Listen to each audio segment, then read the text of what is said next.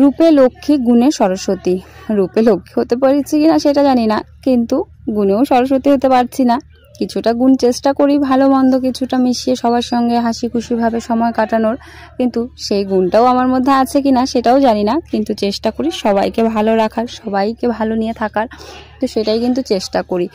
একটা সংসারে থেকে একটা মেয়ে মানুষের কিন্তু অনেকটাই ঝড়ঝামেলা পার করতে হয়। যখন মেয়ে ছিলাম, বাবার ঘরে যখন ছিলাম, তখন কিন্তু এত কিছু বুঝতে পারতাম না। একটা সংসারে থেকে যে কতটা তার দায়িত্ব পালন করতে হয় সেগুলো কিছুই বুঝতে পারতাম না।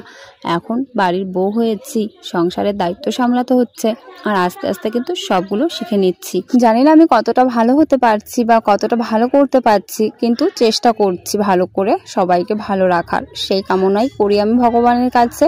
আর এই রুমটা তো তোমরা দেখেইছো, আমাদের নতুন করে উদ্বোধন করা হয়েছিল, যার জন্য কিন্তু আমাকে আজকে বললো যে ফার্স্ট এই রুমে আর কি ঠাকুর নিয়ে আসা হয়েছে, তো বললো যে পুজো দিয়ে দেওয়ার জন্য। আমি কিন্তু সকালবেলা স্নান ধ্যান করে তারপর কিন্তু ঠাকুরের পুজো দিয়ে দিলাম। আর এদিকে শাশুড়ি মা মানে আমাদের যে গুরুদেব আছে, তারপর রাধাকৃষ্ণ ঠাকুর আছে, তো সেই ঠাকুরগুলো ভালো করে পরিষ্কার করছে। এদিকে দেখো আমার বরমশাই পুরো ঘেমে একাকার হয়ে গেছে আর খালি গায়ে আছে, আর আমি ওকে বলে যাচ্ছি দেখো তোমার থেকে আমি কতটা বেটো। অ্যাকচুয়ালি আমি কিন্তু এতটাও বেটো না, আমি কিন্তু অনেকটাই লম্বা আছি, ও আমার থেকে অনেকটাই লম্বা, যার জন্য ওর সামনে দাঁড়ালে না আমাকে অনেকটাই বেটো লাগে। কিছুদিন ধরে দেখতে পাচ্ছি আমার খাওয়ার কোনো এনার্জি নেই, কিছুই খেতে ইচ্ছে করে না, জানি না কেন এরকম হয়েছে। তাই কিন্তু আমি জল দিয়ে দিয়ে ভাত গিলে গিলে খাচ্ছিলাম।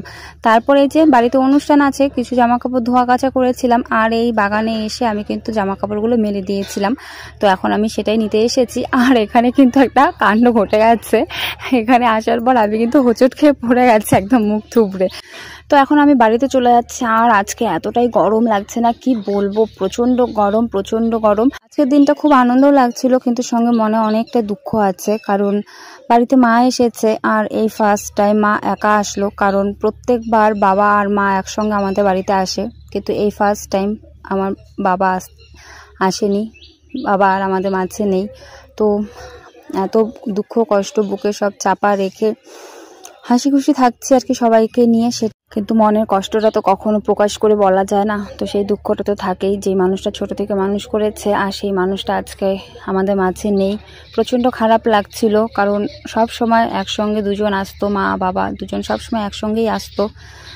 তো কি করব বলো, যাই হোক চলো, এদিকে আমাদের বাড়িতে অনুষ্ঠান আছে, আর এখানে আমরা বাসনপত্র সব ধোয়াধুয়ি করছি, আর ননদও এসেছে, আমার বরমাসও হেল্প করছে। এইভাবে আমার জীবন কেটে যাচ্ছে পরিবারের সঙ্গে হাসি খুশিতে।